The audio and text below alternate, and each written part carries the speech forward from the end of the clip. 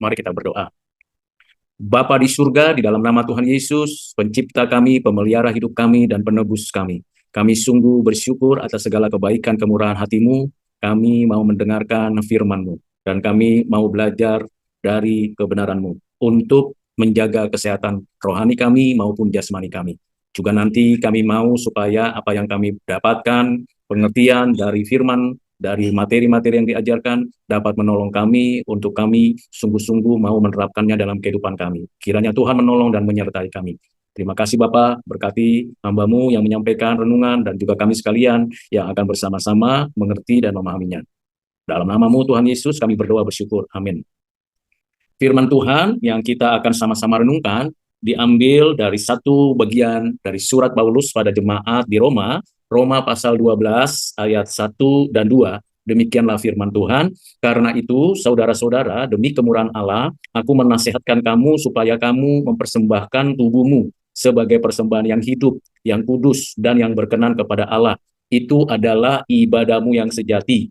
Janganlah kamu menjadi serupa dengan dunia ini, tetapi berubahlah oleh pembaharuan budimu, sehingga kamu dapat membedakan manakah kehendak Allah, apa yang baik, yang berkenan kepada Allah, dan yang sempurna.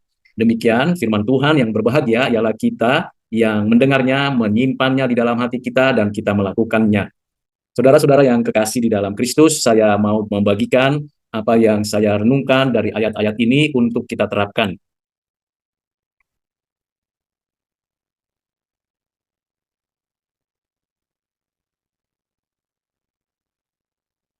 Ya, saya ingin share screen ini.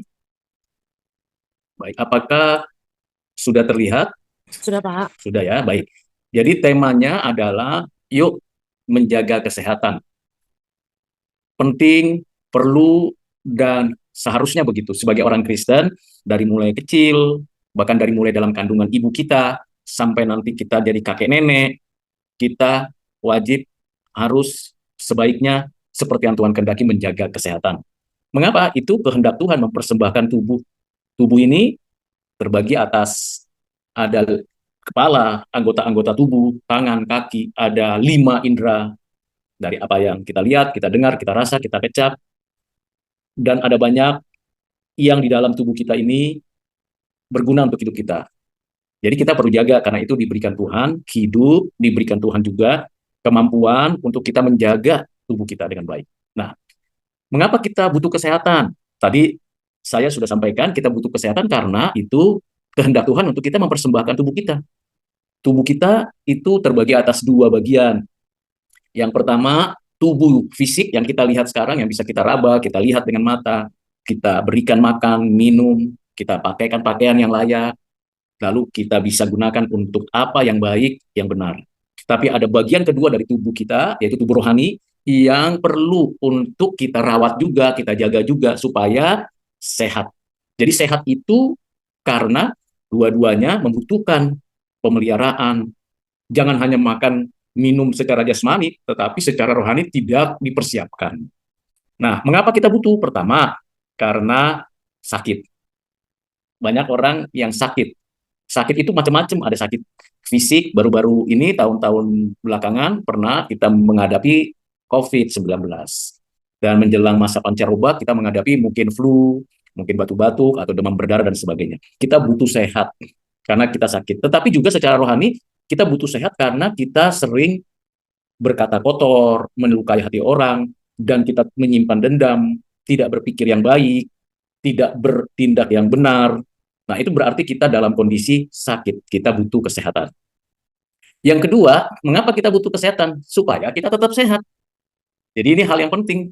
Kok butuh kesehatan? Ya supaya kita tetap sehat. Apa ya membuat kita supaya tetap sehat? Ya kita perlu jaga apa yang kita makan, apa yang kita minum, apa yang kita pakai, apa yang masuk ke dalam pikiran kita, kehendak kita, emosi kita itu harus yang sehat. Yang sehat itu perlu kita perlu kita butuhkan setiap hari.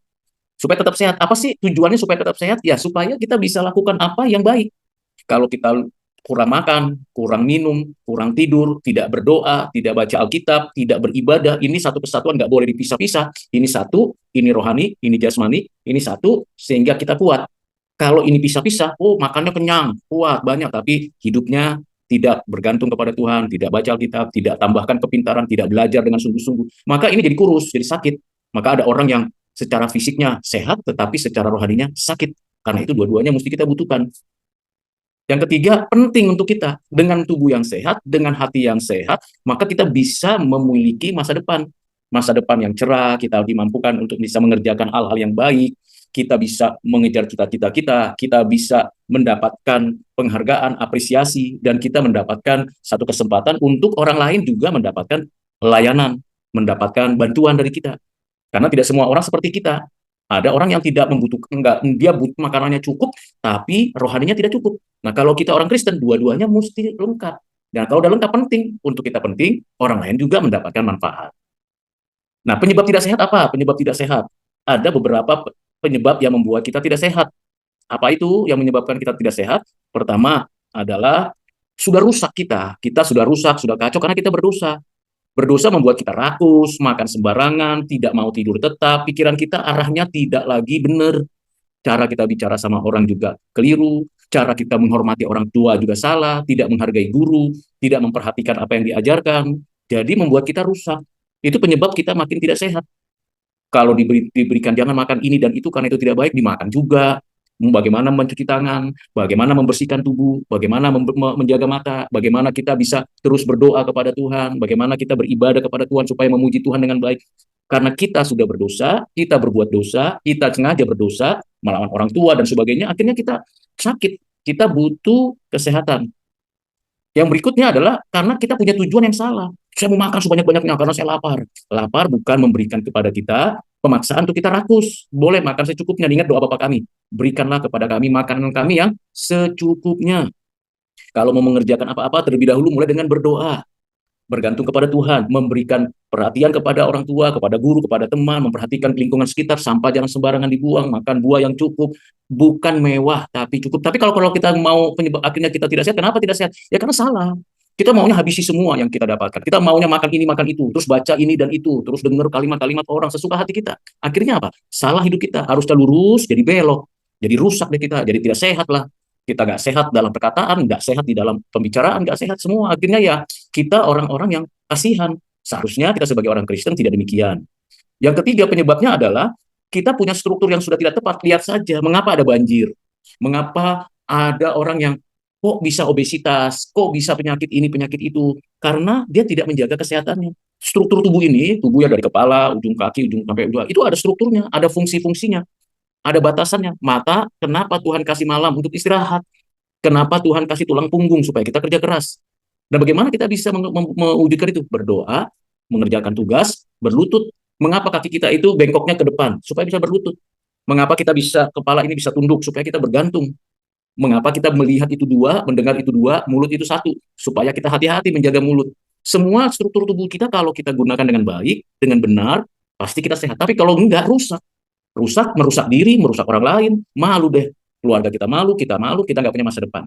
Jadi penyebab tidak sehat karena kita tidak memanfaatkan struktur tubuh yang kita punya, kehidupan bergereja kita kurang, kehidupan berdoa kurang, ke sekolah juga malas, mengerjakan tugas PR juga malas, apapun jadi susah. Nah, itu membuat kita nggak sehat. Yang keempat adalah tidak mampu independen karena ada yang mempengaruhi. Iya, kita tidak mampu memang berdiri sendiri. Apa itu namanya bergantung? Nggak mampu kita independen. Kita perlu orang lain. Kita perlu orang lain membantu kita. Kita tidak mungkin sendirian. Butuh teman, butuh orang lain, butuh papa mama, butuh guru, butuh orang-orang yang memberikan kepada kita pelajaran. Dan itu mempengaruhi kita. Tapi kalau kita butuh nonton-nonton yang nggak benar, membaca buku-buku yang tidak beres, cerita yang tidak benar, maka akan merusak kesehatan kita. Kesehatan rohani kita rusak, ngomong kita rusak, tubuh kita juga rusak. Itu sebabnya penyebab-penyebab ini harus ditinggalkan. Ya, harus kita singkirkan. Jadi jangan pelihara hidup tidak sehat. Berikutnya yang terakhir adalah bagaimana cara hidup sehatnya. Pertama, ya, yang pertama supaya kita hidup sehat itu gimana ya supaya kita hidup sehat? Maka yang pertama adalah mengembalikan atau memulihkan hakikat hidup. Apa sih tujuan hidup manusia? Ketika Tuhan menciptakan kita di dalam rahim ibu kita memberikan pemeliharaan, ayah kita memperhatikan kita. Apa tujuan hidup kita waktu kita ada di bumi ini? Waktu kita dari kecil dibesarkan, dijaga, ada teman, ada saudara, ada orang lain. Apa tujuannya? Supaya kita hidup sehat. Bagaimana kita punya hidup sehat? Tujuannya adalah, mari kita lihat siapa diri kita. Kita manusia yang diciptakan Tuhan, punya keterbatasan, punya kelemahan, punya kekurangan. Mari kita minta Tuhan menolong kita. Kita juga meminta bantuan dari orang tua, kakak, adik, guru, teman, dan bahkan kita bersyukur masih di bumi ini ada oksigen, ada air, ada udara, dan segala macam. Nah, kita kembalikan hidup kita itu sebagai manusia.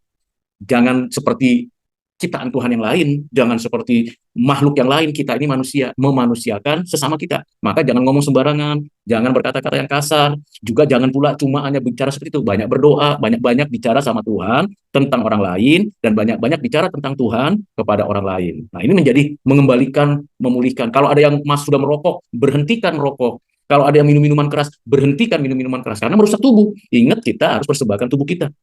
Yang berikutnya adalah hati-hati, waspada terhadap yang ada. Kadang-kadang merusak. Apa yang merusak? Apa yang kita lihat? Tontonan di media sosial, Facebook, Instagram, TikTok, YouTube, dan macam-macam. Hati-hati, tidak semua yang ada di tayangan TV, media sosial itu baik. Ada kalanya itu merusak. Kita harus jaga itu, jangan sampai kita ikut-ikutan. Yang kedua, tidak semua yang di dekat kita itu orang yang mau membangun kita. Jangan-jangan dia menjerumuskan kita ke tempat-tempat yang tidak baik, atau menawarkan kita makanan yang merusak, hasil pencurian. Kita harus menjaga. Bagaimana kita bisa menjaga? Sebelum kita turun dari tempat tidur, berdoa kepada Tuhan. Bapak, tolong saya hari ini. Tuhan, beri saya hikmat. Lalu baca firman. Nggak perlu banyak-banyak. 1, 2, 3 ayat saja. Tiap hari. Itu rohani kita sehat, jasmani kita sehat. Setelah itu apa yang ketiga? Lalu kita buru-buru lihat mana yang perlu saya bersihkan. Tempat tidur dulu dibersihkan, dirapikan. Setelah itu ke dapur atau menyapu rumah. Semua sudah dibersihkan. Siapkan untuk sekolah. Tiap hari rutin kita kerjakan dengan baik, maka kita akan sehat. Yang ketiga, yang terakhir adalah memelihara diri. Hati-hati, kadang-kadang ada orang yang mau mencelakai kita. Kita harus jaga, harus pelihara nih. Jangan sampai tubuh kita itu dipakai untuk hal-hal yang buruk, yang cemar, yang jahat di mata Tuhan. Tidak boleh. Siapapun yang dekat dengan kita, kita harus jaga tubuh kita. Kita harus jaga hati kita. Jangan sampai tercemar dan dicemari oleh orang lain. Pelihara dengan baik. Kalau misalnya saya punya ikan peliharaan, saya harus jaga. Jangan sampai ada cicak yang masuk ke dalam tempat pemeliharaan ikan saya. Jangan sampai ada garam dimasukkan. Kalau nggak, mati. Jadi airnya saya lihat bersih apa tidak, saya kasih makan, saya lihat, saya pelihara, saya jaga. Nah, itu cara hidup sehat. Jadi mulai pertama, cara hidup sehat pertama apa? Sadar diri, saya butuh Tuhan. Sadar diri, saya butuh pengampunan. Sadar diri, saya punya tujuan hidup yang benar. Yang kedua, hati-hati untuk semua apa yang ada di alam di bumi ini. Jangan sembarangan hidup. Yang ketiga tadi, pelihara iman kita kepada Tuhan. Siapa yang memelihara? Tentu Tuhan yang memelihara. Tetapi kita juga bertanggung jawab. Kalau malas berdoa, itu sama dengan malas makan. Malas baca Alkitab itu sama dengan kita tidak memelihara kesehatan rohani kita. Nah, kita harus jaga itu untuk semua. Nah, dari apa yang sudah saya sampaikan ini, kiranya dapat memberikan pertolongan, pengertian untuk kita bisa menjalani hidup yang sehat. Sehat rohani, sehat jasmani. Pak Rudi tidak setuju dengan kalimat begini. Di dalam tubuh yang sehat terdapat jiwa yang sehat. Tidak. Di dalam tubuh dan jiwa yang sehat semuanya menjadi sehat. Begitu. Ya kan, jangan dibuat, wah tubuh saya kan sehat, tapi hatinya gimana? Nanti jadi membuli, menjelek-jelekan orang. Kiranya Tuhan menolong semua kita menjaga diri, karena Tuhan menghendaki apa? Tubuhmu dipersembahkan kepada Tuhan, miliknya Tuhan. Kita diciptakan Tuhan, kita miliknya Tuhan. Jadi jangan permainkan tubuh kita, jangan permainkan mulut kita, jangan permainkan mata kita. Kita pakai untuk kemuliaan Tuhan. Amin. Mari kita berdoa sekali lagi. Bapa di surga, terima kasih pada siang hari dan sore hari ini kembali kami diingatkan oleh Engkau ya Allah, karena kami harus menjaga tubuh kami, menjaga kesehatan kami, menjaga kehidupan kami. Tuhan tolong supaya kami bisa mengerjakannya dengan baik. Dan kami mohon kiranya Engkau mengasihi kami dan memberkati kami. Terima kasih Bapak, berkati semua presentasi yang disampaikan oleh hamba-hambamu, anak-anakmu mahasiswa FON, keperawatan UPH, berikan hikmat, berikan hati, dan juga anak-anak saudara-saudara kami yang menyaksikan, yang bersama-sama belajar, juga diberkati dan disertai oleh Tuhan. Inilah doa permohonan kami ya Bapa. Dalam nama Tuhan Yesus kami berdoa bersyukur. Amin.